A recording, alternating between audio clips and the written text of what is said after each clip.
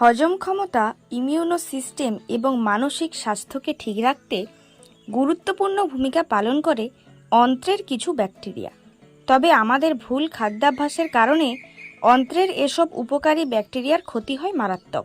ফলে পেটের হাল বিগড়ে যায়, এমনকি নেতিবাচক প্রভাব পড়ে সমগ্র শরীরেই।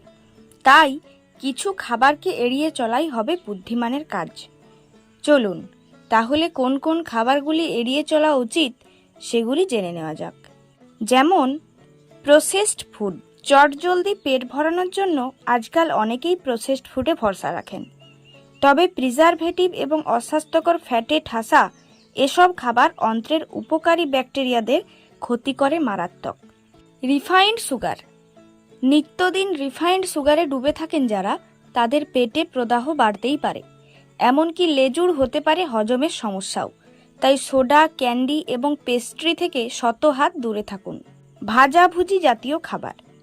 ভাজা খাবার দেখে লোভ সামলানো কঠিন বিষয়, তবে অস্বাস্থ্যকর ফ্যাটে ঠাসা এসব খাবার পেটের স্বাস্থ্যের জন্য একেবারেই উপকারী নয়।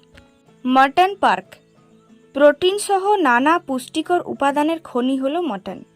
তবে নিয়মিত রেড মিট খেলে অন্ত্রে প্রদাহ বাড়তে পারে, এমনকি কোলন ক্যান্সারের ঝুঁকিও বাড়ে। তাই প্রোটিন পেতে মটন এড়িয়ে চিকেন, মাছ নয়তো সয়াবিন রাখুন ডায়েটে। Artificial sweetener.